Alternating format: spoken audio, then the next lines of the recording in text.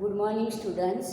आज हम हिंदी में गद्य 6 मेरी बीमारी श्यामा ने ली हरिवंश राय बच्चन की आत्मकथा खंड का अभ्यास करेंगे, जिसमें उन्होंने अपने जीवन के एक प्रसंग को यहाँ पर प्रस्तुत किया है।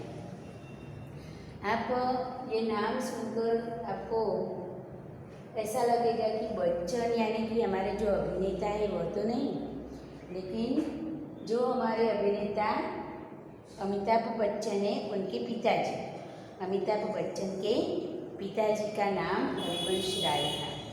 तो उनके पिताजी अच्छे लेखक थे, हिंदी साहित्य में उनका योगदान रहा है। उन्होंने मधुशाला नाम से उनकी जो प्रसिद्ध पुस्तक है मधुशाला, उसे अच्छी प्रसिद्धि और नाम कमाया है। यहाँ पर मेरी बीमारी श्यामा ने ली यानी कि उनकी पत्नी श्यामा, उनकी पत्नी। पहले लेखक बीमार थी। लेखक को आज मेरी बीमारी चली जाएगी, मैं ठीक हो जाऊँगा, कल ठीक हो जाऊँगा, परसों ठीक हो जाऊँगा, ऐसे करते करते उन्होंने अपना इलाज करवाया नहीं। फिर बीमारी इतनी बढ़ गई कि इलाज करवाना बहुत महंगा पड़े, ऐसी स्थिति हो गई। घर का खर्च जैसे तैसे चला रहे थे। कुछ ऐसी कहानियाँ लिखते, किताबें लिखते, इसमें से कुछ आमदनी होती थी, कुछ शिक्षक थे तो ट्यूशन कर लेते थे तो उसकी कुछ आमदनी होती थी। इससे अपना घर का व्यवहार जैसे तैसे चलता था और उसमें बीमारी के कारण दवाइयों का खर्चा। तो ये सब उन्होंने फिर भी बीमारी है तो इलाज तो करवाना ही होगा। फिर उन्होंने एक देसी इलाज मिल गया, तो देसी इलाज मिलने पर उन्होंने अपनी बीमारी को जड़ से निकाला, मतलब नष्ट किया।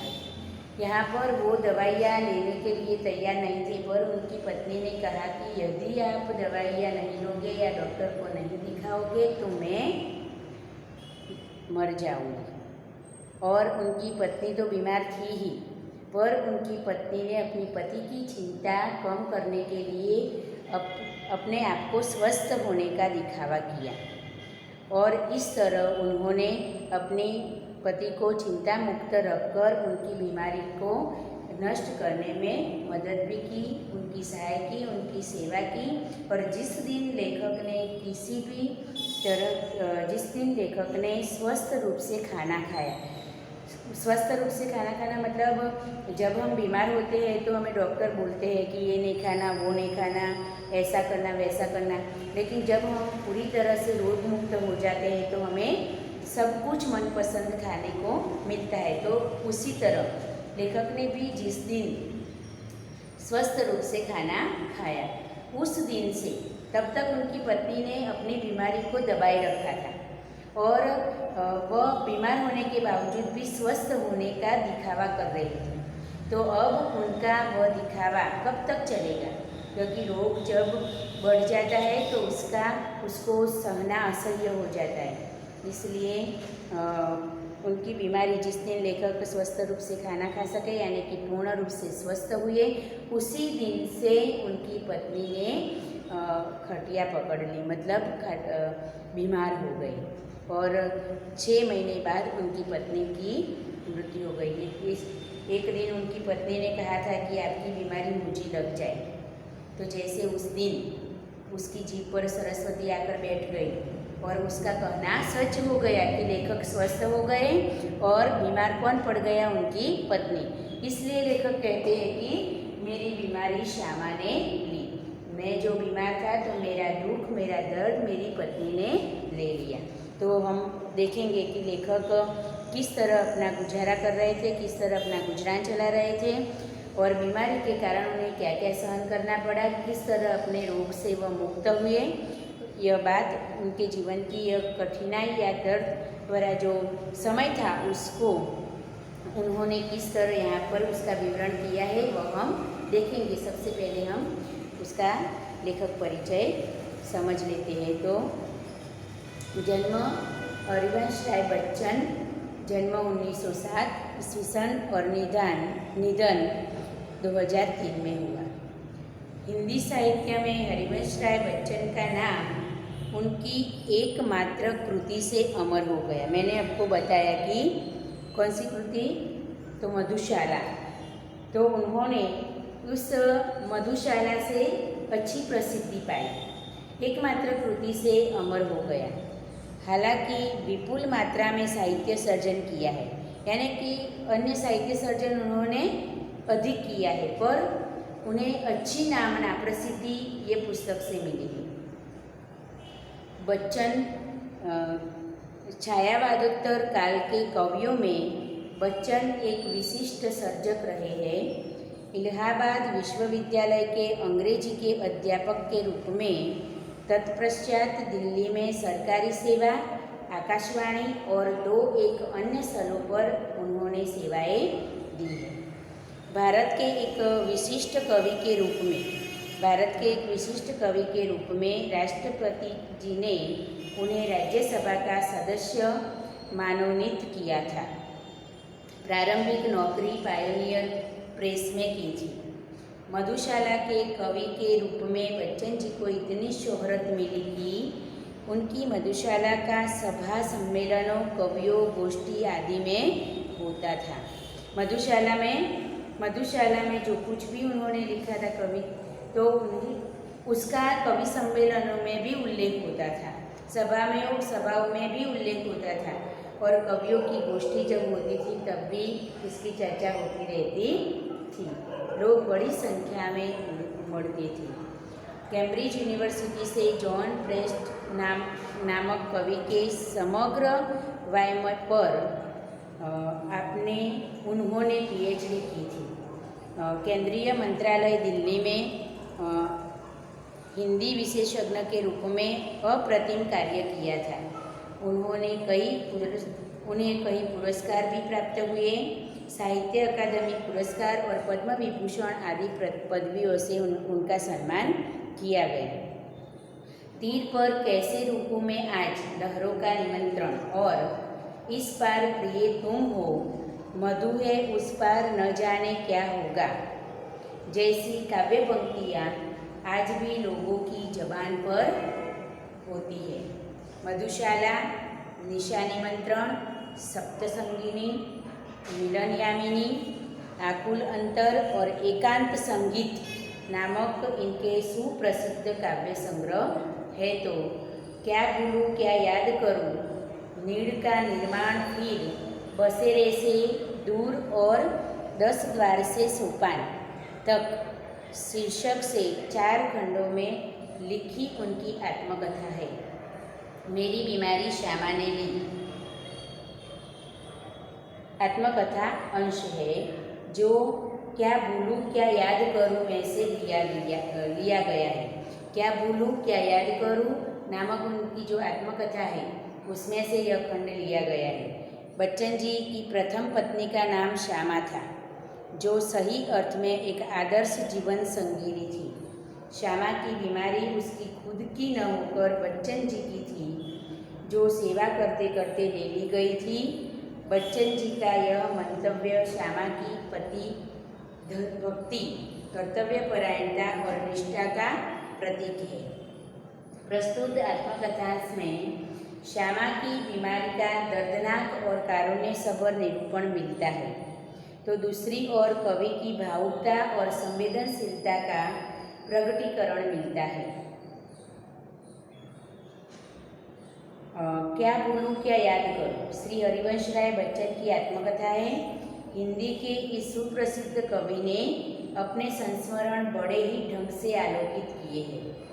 कवि अपने जीवन की घटनाओं के साथ उस युग का भी चित्र देते हैं। प्रस्तुत अंश क्या भूलूं क्या याद करूं से लिया गया है। इसका यह शीर्षक मेरी बीमारी श्यामा ने ली विषय वस्तु का भी निर्देश करता है कि पति की सेवा करते करते पत्नी बीमार हो गई। इससे मेरी यानी कि लेखक की बीमारी उनकी पत्नी श्यामा ने ले ली और खुद बीमार हो गई और लेखक स्वस्थ हो गए। यहाँ देखिए तो मैं अपनी बीमारियों को दुलराने वालों में न था। दुलराना मतलब लाड़ प्यार करना।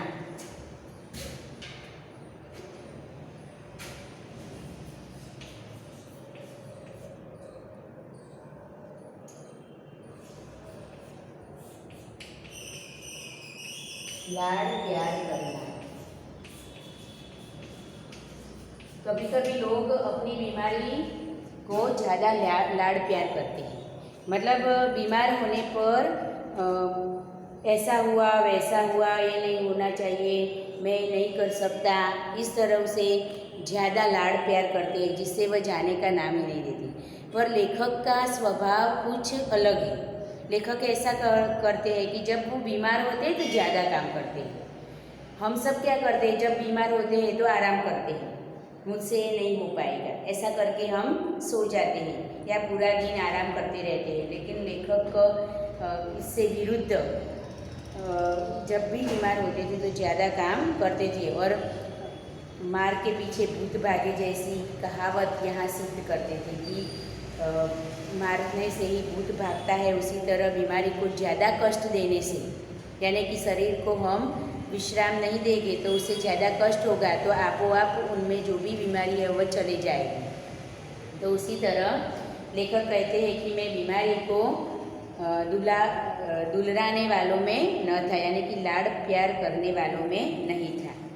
सच कहूँ तो मैं अपनी बीमारियों के प्रति प्रायः निर्भय था, हमेशा निर्भय, बीमारियों से उनको जरा भी डर नहीं था। तो बीमारियों के प्रति मैं प्रायः निर्भर था।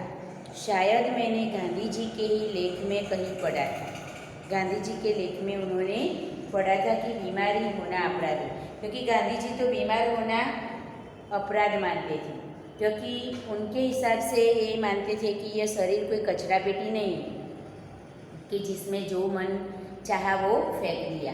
खाने पीने में भी अच्छी तरह से ध्यान रखना चाहिए, सेहत के लिए जो अच्छा है वही खाना चाहिए, ये सब मानने वाले थे। इसलिए जो भी व्यक्ति बीमार पड़ता था, यानी खुद बीमार पड़ते थे तो भी वह उसे अपराध मानते थे। इसलिए वह गांधी जी के लेख में कहीं उन्होंने पढ़ा था कि हमें बीमार होना अपराध है, हमें जो शरीर दिया गया है उसे हम स्वस्थ न रखें तो हम अपराधी तो है ही। ये शरीर हमें मिला है उसे हम स्वस्थ न रखें तो हम अपराधी तो है ही। मैं इस तर्क को कुछ और आगे ले गया था। उन्होंने बीमार होना उसे अपराध माना था, तो इस तर्क को वह कुछ आगे ले गए, यानी कि उसमें कुछ और डाला और मानने लगे कि अपराधी को दंड देना चाहिए। यदि हम अपने शरीर का खुद ध्यान नहीं रख सकते तो अपने आप को दंड देना चाहिए। स्वस्थ न रखे तो हम अपराधी तो है ही। मैं इस तर्क यानी कि दलील को कुछ आगे ले गया था। अपराधी को दंड देना चाहिए, सिर्फ अपराध किया है वहाँ ख़त्म नहीं हो जाती बात, लेकिन अपराध किया है तो उसका दंड भी भुगतने के लिए तैयार हो जाओ, ऐसा मैं मानता था। तो यदि हमारे शरीर में कोई बीमारी आती है तो अपने आप को दंड देना है लेखक के हिसाब से। मुझे जब कभी छोटी मोटी बीमारी होती, छोटी मोटी बीमारी कौन सी, तो जुकाम, बुखार, खांसी और सिर दर्द, तो मैं खाट पर न लेटता। तमने तो सामान्य माथું દુખતું હોય તો એમ કે મને માથું દુખે છે, આજે હું અભ્યાસ नहीं કરી सकूँ, આજે હું काम नहीं કરી सकूँ। लेकिन लेखक ऐसा नहीं करते थे। लेखक तो जुकाम, बुखार, खांसी और सिर दर्द होने पर तो वह अपनी सुनते ही नहीं थे। तो ऐसी वैसी बीमारियों को वह ध्यान में नहीं लेते थे और खाट पर नहीं सोते थे और भी अपने काम से काम लेता था, और जब भी ऐसा कुछ होता था तो काम अधिक करते थे। मुझे भरे बूट बुखार में अपनी रात की ट्यूशनों पर जाने की याद है। भरे बूट એટલે बहुत तेज, भरे बूट बुखार में એટલે કે बहुत तेज बुखार में मैं रात को ट्यूशन लेने के लिए जाता था, वह आज भी याद है। बुखार की गर्मी और तेज़ी में तो मैं और जोश से पढ़ाता, मजदूरी करके रोटी कमाने वालों को बीमार पड़ने का क्या अधिकार है। वो क्या मानते थे कि मजदूरी करके रोटी कमाने वाले को बीमार पड़ने का कोई अधिकार नहीं है। बीमारी तो अमीर लोगों का हरामीपन है, हरमजगी। तो इस तरह यहाँ पर वह कहते थे कि भरे बुट बुखार यानी कि बहुत तेज बुखार होता था तो मैं रात का ट्यूशन भी लेता था, यानी कि मैं अपना काम और भी जोश में कर सकता था। और भी जोश में, एक तो बुखार की गर्मी से मेरे शरीर में और उत्साह आ जाता था और मैं अपना काम पहले से बेहतर कर सकता था। और मानते थे कि मजदूरी करके रोटी कमाने वालों को बुखार यानी कि बीमार पड़ने का कोई अधिकार नहीं है। बीमारी अमीरों की हरमजदगी है, हरामीपन। हरमजदगी एटले हरामीपन। गरीबों को उसे अपने पीछे न लगाना चाहिए। बीमार होना गरीबों के भाग्य में नहीं है, यानी कि यदि होते भी है तो उसे ऐसे दुलार कर बैठना चाहिए नहीं। लिखने में तो ऊंचा बुखार मुझे सब तरह से सहायक, प्रेरक और प्रोत्साहक लगता था। लिखने में कि जब भी मैं कोई किताब लिखता, कोई कहानी लिखने बैठता तो ये बुखार मुझे और भी सहायक होता था, प्रेरक बनता था, मेरे लिए प्रोत्साहक बनता था। एक तरह की आग जिससे मेरी अनुभूतियों में ताप आता, जिसमें गल पिघल कर मेरा हृदय ढलता। जो बुखार का तेज गर्मी थी उससे मेरी जो भावनाएं थी वह गल पिघल कर उभर आती थी। एक तरह की भट्ठी जो मेरे विचार, भाव और कल्पनाओं को उबालकर उच्छलित करती थी। एक तरफ आग की यानी कि बुखार की जो गर्मी है वो उनके भावों और कल्पनाओं को और भी उभर कर बाहर लाती थी। यह तो मैं नहीं कहूँगा कि बुखार में मैं अदबदाकर लिखता था। अदबदाकर मतलब हट करके, ज़बरदस्ती से। मैं कभी ये नहीं कहूँगा कि बुखार होने पर मैं ज़बरदस्ती से लगता था, लेकिन उत्साह से लगता था, क्योंकि मुझे उसकी गर्मी से प्रेरणा मिलती थी, उत्साह बढ़ता था और विचारों को नया कोई मोड़ मिलता था, भावनाओं को नया प्रकट करने का कोई नया रास्ता मिलता था।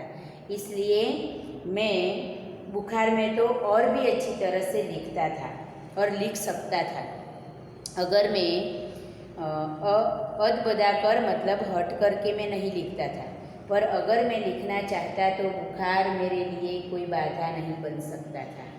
बुखार यदि मैं लिखना चाहता कुछ भी तो बुखार मेरे रास्ते में रुकावट नहीं बन सकता था, क्योंकि बुखार होने के बावजूद भी मैं अच्छी तरह से लिख सकता था। बुखार मेरे लिए कोई बाधा नहीं बन सकता था। हल्के बुखार में तो मेरे सब काम हस्ब मामूल होते रहते थे। हस्ब मामूल मतलब नित्य के नियम अनुसार। हल्का फुल्का बुखार हो तो वह अपनी जो कार्य प्रणाली थी उसमें कोई चेंजेस नहीं करते थे। नियम अनुसार, रूटीन अनुसार वह अपना सारा कार्य करते रहते थे। कोई मेरा बदन छूकर कभी कहता था कि तुम्हें तो बुखार है, तो मैं पट से जवाब देता था कि हाँ बुखार है और मैं भी हूँ। कोई मेरे बदन को छूकर यदि पूछता कि आपको बुखार है तो मैं कहता हाँ बुखार भी है और मैं भी हूँ, यानी कि उनकी बात को मैं ध्यान में नहीं लेता था और मैं भी हूँ ऐसा कह देता। शायद किपलिंग ने अपनी आत्मकथा में लिखा है, किपलिंग अंग्रेजी साहित्यकार है, उसने अपनी आत्मकथा में लिखा है कि कभी कभी उसे बुखार में भी काम करना पड़ता था और जब वह बुखार में होता था तो और अच्छी कहानियाँ लिखता था। किपलिंग ने लिखा है कि जब भी मैं बीमार होता था, मुझे बुखार होता था तो मैं कहानियाँ लिखता था तो और भी अच्छी लिख सकता था।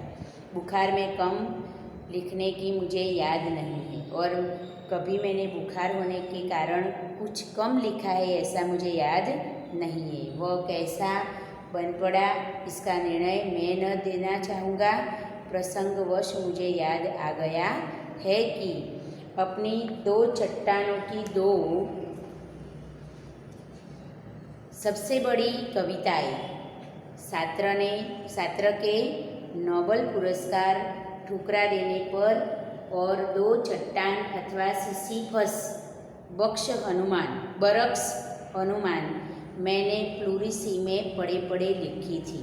तो लेखक कहते हैं कि जब मुझे बुखार होता था तो मैं कहानियाँ अच्छी लिखता था। बुखार में मैंने कभी भी बुखार के बहाने कम लिखा है ऐसा मुझे कभी याद नहीं है।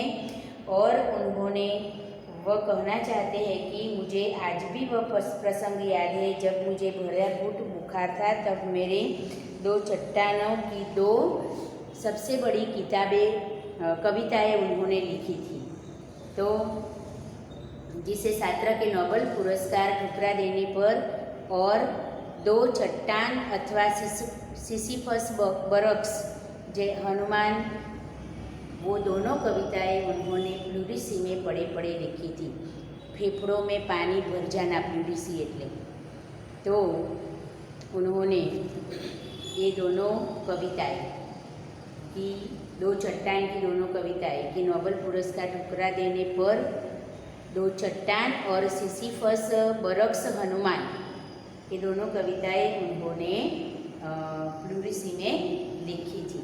बहरहाल मतलब हर हालत में, बहरहाल मतलब हर हालत में, जब मैं अपनी जवानी पर था बीमारी मुझे पराजित नहीं करती थी। हर हालत में बीमारी कभी भी मुझे पराजित नहीं कर पाती थी। मैं ही अपनी जिद से बीमारी को पराजित कर देता था। चाहे कितनी भी बीमारी हो, लेकिन अपनी जिद से मैं बीमारी को परास्त कर देता था और थककर बीमारी चली जाती थी। और बुखार सुखार आखिर कितने दिन चलता। विश्राम तिवारी कहा करते थे, मार के पीछे भूत भागे। मैंने अपने प्रयोग से सिद्ध कर दिया था कि काम के पीछे बुखार भागे। मार के पीछे भूत भागे, ये कहावत को उन्होंने कुछ नया रूप दे दिया और काम के पीछे बुखार भागे। बुखार में भी काम करने पर बुखार खुद उससे छुटकारा पाने के लिए भाग जाए। इस तरह उन्होंने यहाँ पर अपनी बीमारी में वह क्या करते थे उसके बारे में हमें बताया। कुछ शब्द हम लिख लेते हैं। तर्क यानी कि दलील,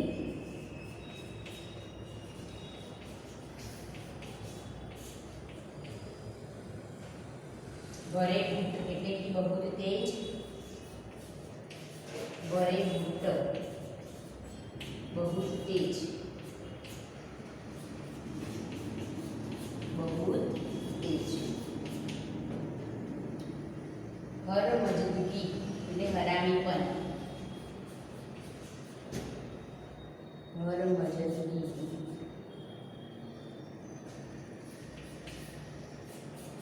हरामीपण।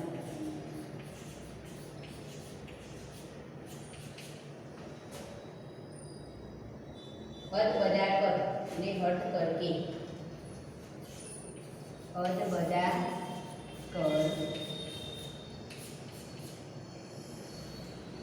हट करके।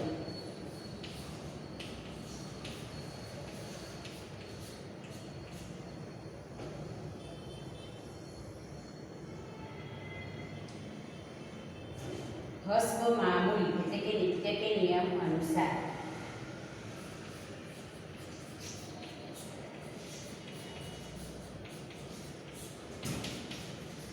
नित्य के नियम अनुसार।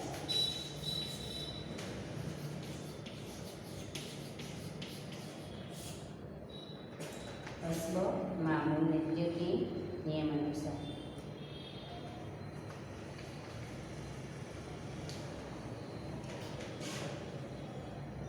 बहरहाल हर हालत में,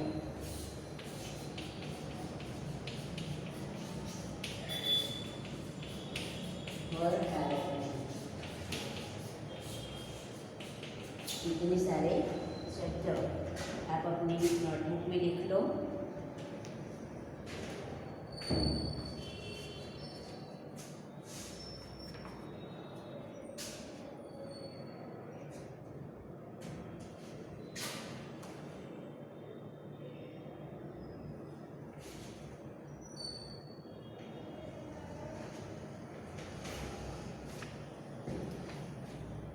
अब आगे देखें तो यह बुखार मामूली न था, इसका संबंध उस तूफान से था जो पिछले 9 महीनों से मुझे झकझोर रहा था। झकझोरना मतलब हिला लेना, झकझोरना।